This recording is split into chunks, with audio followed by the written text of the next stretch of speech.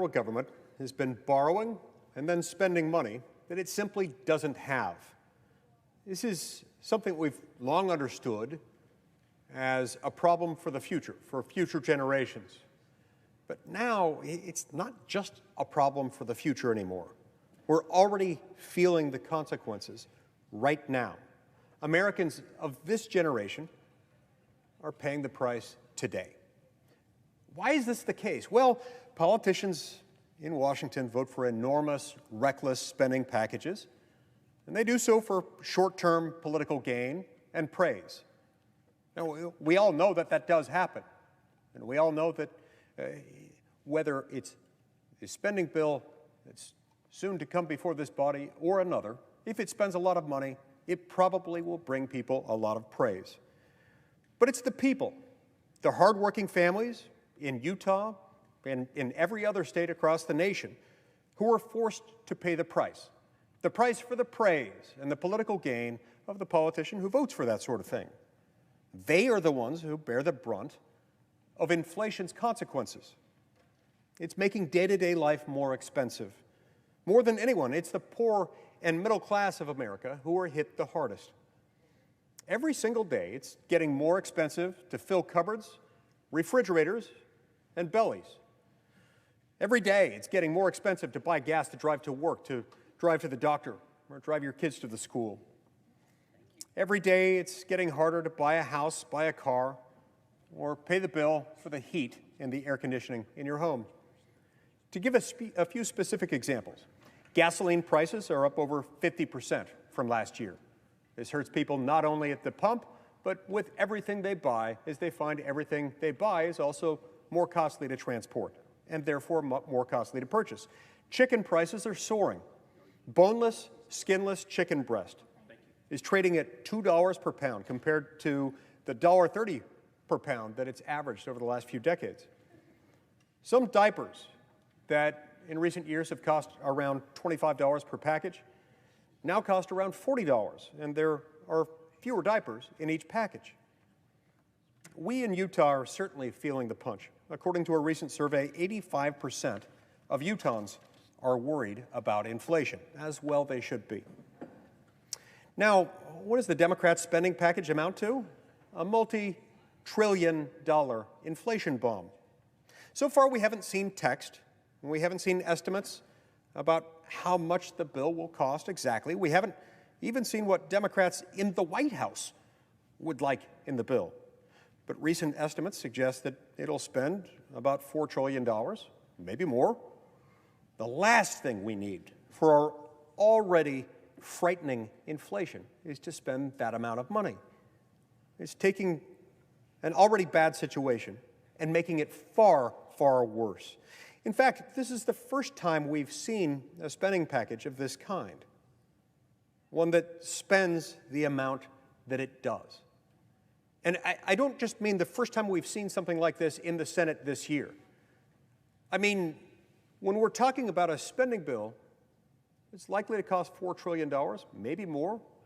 That's more money than we in this body have ever spent. In fact, I would dare say it's more money than has ever been spent at any one time through one legislative proposal in the history, not just of the United States of America, but the history of the world. I mean, look at it this way. There's no entity in the history of the planet that's amassed more economic power than the United States government. The United States government, which in recent years has been spending at a rate of about $4 trillion a year. This bill, in one bill, could well spend that in one single legislative package.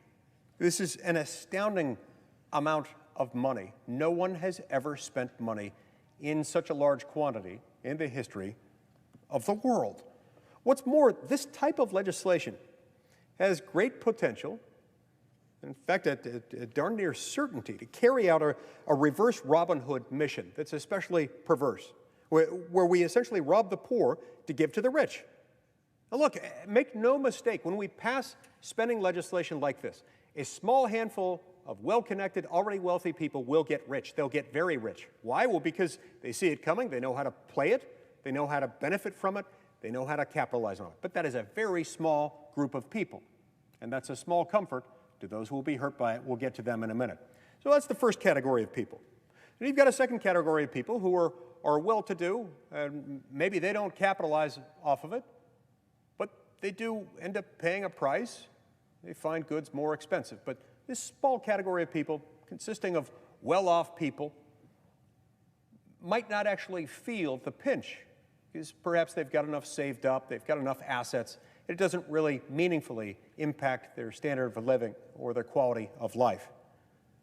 But even those first two categories, those who will get rich off of a bill like this and those who won't feel a real impact, they make up a really small segment of the U.S. population, quite possibly percentage-wise in the low single digits. But poor and middle-class Americans, many of whom live paycheck to paycheck, will be most hurt, as they will be the ones to feel their paychecks, their limited paychecks, stretched thinner and thinner each and every week. You see, the U.S. economy doesn't suddenly make more goods simply because Congress decides to spend more. Quite to the contrary, it can't. We don't have the ability to create wealth. All we have the ability to do is channel existing wealth. And so if we just add more dollars to an economy that also already has access to a relatively finite group of goods and services in any given year, you're just going to increase the cost. That is what happens.